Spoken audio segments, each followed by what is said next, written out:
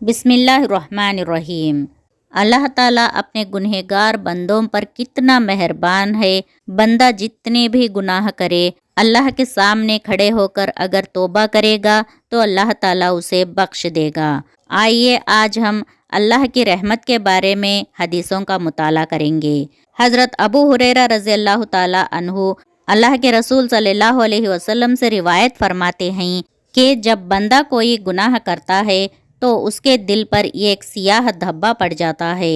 اس کے بعد اگر وہ اسے چھوڑ دے اور معافی مانگ لے تو وہ دھبا ختم کر دیا جاتا ہے، لیکن اگر وہ گناہ کرتا رہے تو وہ دھبا بڑھتا جاتا ہے، یہاں تک کہ اس کے پورے دل پر چھا جاتا ہے۔ اسی حالت کا نام رین ہے، جس کا ذکر اللہ تعالیٰ نے اپنی کتاب میں کیا ہے۔ بسم اللہ الرحمن الرحیم۔ کلا بل ران علی قلوبہم ما کانوا یکسبون۔ ہرگز نہیں، بلکہ دراصل ان لوگوں کے دلوں پر ان کے برے اعمال کا زنگ چڑھ گیا ہے۔ اس حدیث سے یہ پتہ چلتا ہے کہ جب بندہ کوئی گناہ کرتا ہے تو اس کے دل پر ایک کالا دھبا پڑ جاتا ہے۔ وہ بندہ وہ گناہ کو چھوڑ کر اللہ سے معافی مانگ لے، توبہ کر لے تو وہ دھبا ختم کر دیا جاتا ہے، لیکن گناہ کرتا رہا تو دھبا بڑھتا چلا جاتا ہے، یہاں تک کہ اس کے پورا دل کالا ہو جاتا ہے۔ اللہ اکبر۔ دلوں کو کس طرح صاف کرنا چاہیے؟ حضرت انس رضی اللہ تعالیٰ عنہ سے روایت ہے کہ رسول اللہ صلی اللہ علیہ وسلم نے فرمایا، دلوں پر بھی زنگ لگ جاتا ہے جیسے تانبے پر زنگ آ جاتا ہے۔ دلوں کا زنگ دور کرنے والی چیز استغفار ہے، یعنی یہ کہ آدمی اپنے رب سے اپنے گناہوں کی معافی کی درخواست کرے۔ جیسے تانبے کے چیزوں کو زنگ لگتا ہے، اسی طریقے سے دلوں کو بھی زنگ لگ جاتا ہے۔ دلوں کے زنگ کو دور کرنے والی چیز استغفار ہے، یعنی اللہ سے اپنے گناہوں کا اقرار کرے اور اس سے معافی کی درخواست کرے۔ حضرت عائشہ رضی اللہ تعالیٰ عنہ سے روایت ہے کہ رسول اللہ صلی اللہ علیہ وسلم نے فرمایا، اے عائشہ، وہ چھوٹے گناہ جنہیں لوگ ہلکا سمجھتے ہیں ان سے بھی اپنے آپ کو بچاؤ، اس لیے کہ اللہ ان کے بارے میں بھی پوچھے گا۔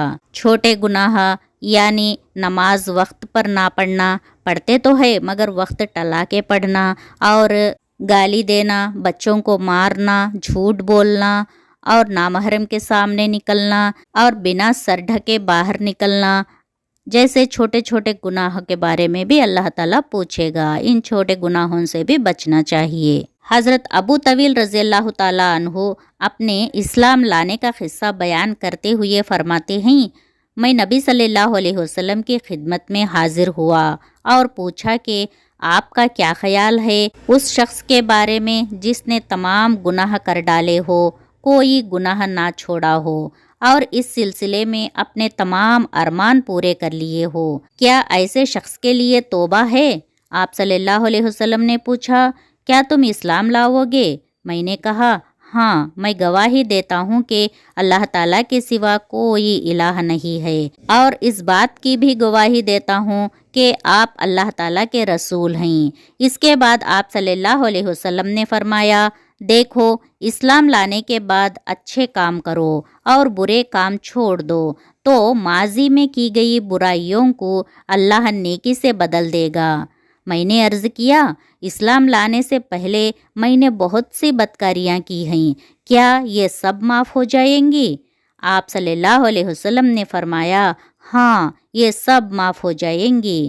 میں مارے خوشی کے اللہ رے تیری شان رحیمی، اللہ رے تیری شان کریمی کہتا ہوا واپس ہوا، یہاں تک کہ لوگوں کی نظروں سے غائب ہو گیا۔ اس حدیث سے یہ پتہ چلتا ہے کہ بندہ کتنا بھی گنہگار ہو، اسلام لانے کے بعد اگر وہ اچھے کام کرنے لگا تو اس کے ماضی کے سارے گناہ معاف کر دیے جاتے ہیں، وہ نیکیوں میں تبدیل کیے جاتے ہیں۔ سبحان اللہ، یہ ہے اللہ کی شان۔ سچی توبہ کا صلہ۔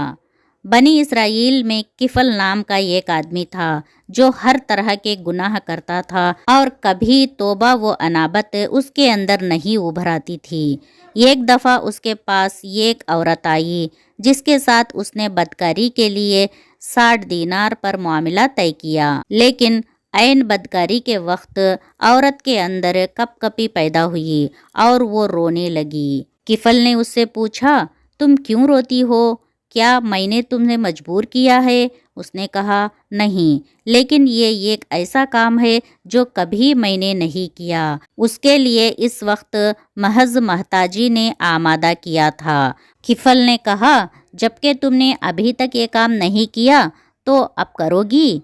नहीं। उसके बाद वो उसके पास से हट गया और कहा, जाओ, ये 60 दीनार भी मैंने तुम्हें दे दिए और खुदा से तौबा की कि अब किफल कभी भी अल्लाह की नाफरमानी नहीं करेगा। उसके बाद उसी रात उसका इंतकाल हो गया तो उसके दरवाजे पर सुबह को ये इबारत लिखी हुई पाई गई, अल्लाह इज़्ज़ोजल ने किफल के गुनाह बख्श दिए। सुबहान अल्लाह।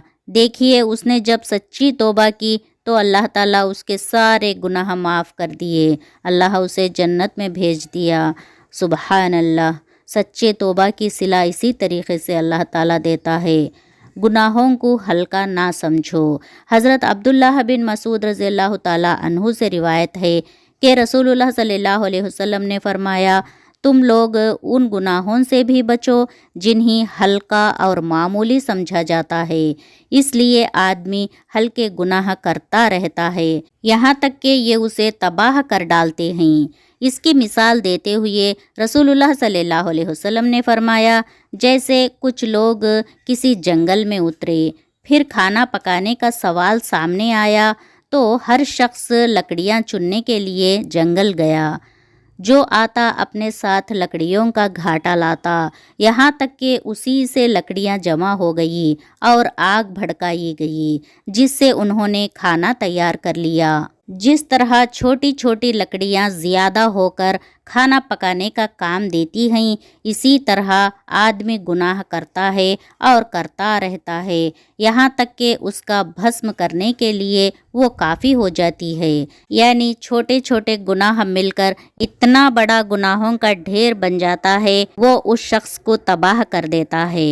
हज़रत अब्दुल्ला बिन अब्बास रज़ी अल्लाह ताला अन्हु से मरवी है कि वो कहते हैं कि अल्लाह के रसूल सल्लल्लाहु अलैहि वसल्लम ने अपने रब से रिवायत करते हुए फरमाया, अल्लाह नेकियों और बुराइयों को लिखता है। तो जिस शख्स ने कोई नेकी करने की नीयत की लेकिन वो नहीं कर सका तो उसके नामे आमाल में वो एक नेकी की हैसियत से दर्ज हो जाती है। और अगर उसने एक नेक काम करने की नीयत की और उसे कर डाला तो वो एक नेकी अल्लाह के नज़दीक 10 नेकियां लिखी जाती हैं, बल्कि 700 गुना लिखी जाती हैं, बल्कि उससे भी ज़्यादा। और अगर किसी ने एक बुराई करने का इरादा किया फिर उसे नहीं किया तो उसके नामे अमाल में एक मुकम्मल नेकी लिख दी जाती है। और अगर बुराई की नीयत की और उसे कर डाला तो अल्लाह उसके नामे अमाल में एक ही बुराई लिखता है। अगर तौबा कर ली तो उसको मिटा देता है और बर्बाद होने वाला ही अल्लाह के यहाँ बर्बाद होगा। इस हदीस में रसूलुल्लाह सल्लल्लाहु अलैहि वसल्लम ने अपने रब के हवाले से बयान फरमाई। ये हदीस कुदसी कहलाती हैं। इस हदीस में अल्लाह ताला की बेपनाह रहमत का जिक्र हुआ है। इससे बड़ी रहमानियत और क्या होगी कि एक नेकी का काम करने का इरादा किया, सिर्फ इरादा करने से ही उसके नामे अमाल में नेकी लिख दी।